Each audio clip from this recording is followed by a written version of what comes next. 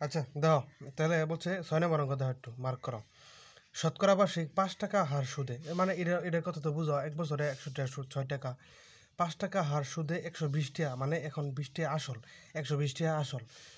শতকরা বার্ষিক 5 টাকা হার সুদের 120 টাকা 3 বছরের সুদ আসলে কত টাকা হবো? 3 বছরের সুদে আসলে বার করা গেছে কত টাকা হবো?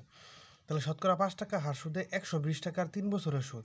তাহলে দেখো, 5 টাকা হার সুদ হইলে 3 বছরের সুদ কত? 3 পাঁচা 15, 3 পাঁচা 15। আচ্ছা, 3 পাঁচা হলো 15 টাকা। আচ্ছা, 15 টাকা।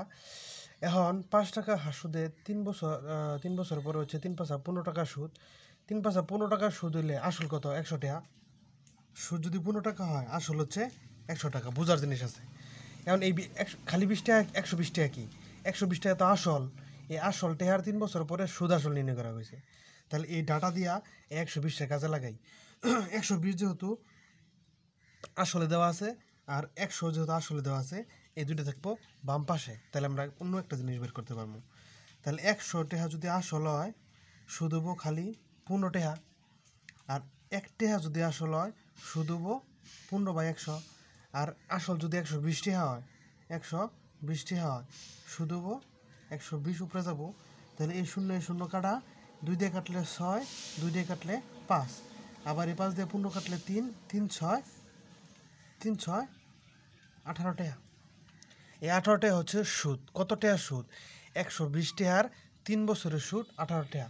120 টাকার 3 বছরের সুদ 18 টাকা। অন কইছে 3 বছরের সুদ চাই নাই। সুদ আসলে সুদ এবং আসল সুদটা কত হবো? আসল তো আমার 120 টাকা, 3 বছর পরে সুদ পাইলাম 18 টাকা। 120 যোগ 18, তাহলে 30, 138। সুদ আসল হচ্ছে 138 টাকা। এটুক বুঝার বাকি আছে কোনো কিছু? এটা হচ্ছে এক নিয়ম। আর অন্য একটা নিয়মে তুমি এটা করতে পারবা ইচ্ছা করলে। তাহলে মানে এটা আমি বের করলাম শুধুমাত্র আসল দিয়া আর সুদ দিয়া। কারণ কেউ যদি কয় চাইছে তো সুদ আসল, চাইছে কি? চাইছে সুদ আসল, তাহলে সুদ আসল তুমি অলরেডি এটা ডাটারে কনফার্ম করবা, ডাটারে তুমি রূপান্তর করবা সুদ আসলে।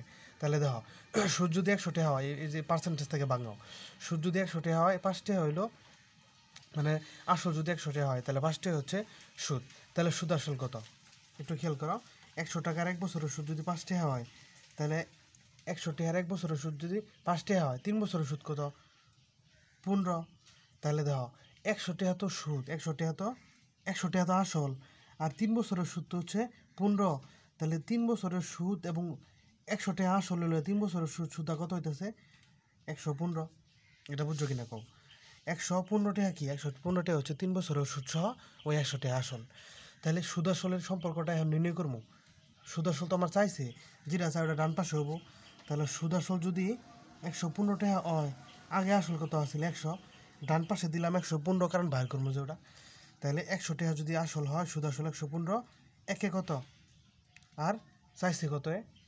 বলছে 120-এ কত? আসলে যদি 120 টাকা হয়, তাহলে সেটাই কত? 120। মানে ওই যে 3 লাইন না করে আমরা 1 লাইনে আসলে করি, এটাই সবচেয়ে ভালো তরিকা। আগের মতো ইনু 5 থাকবো, ইনু 6 থাকবো।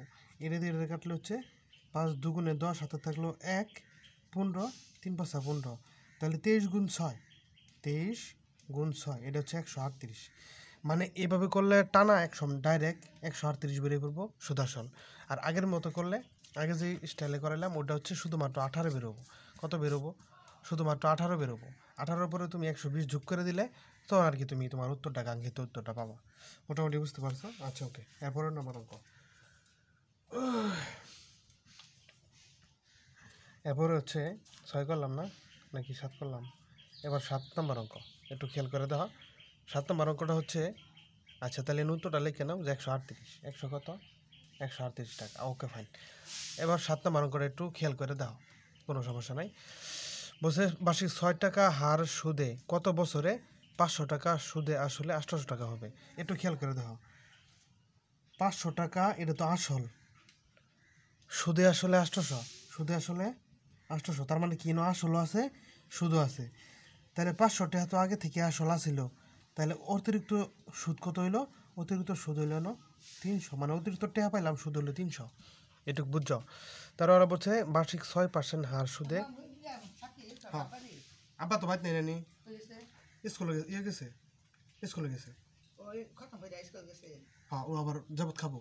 আচ্ছা দুশালা দুবেলা যাবত খাবো কারা আব্বা কই গেল কি করে দেখুন ওই দেখুন বাড়াইছি আমি গাছ নাই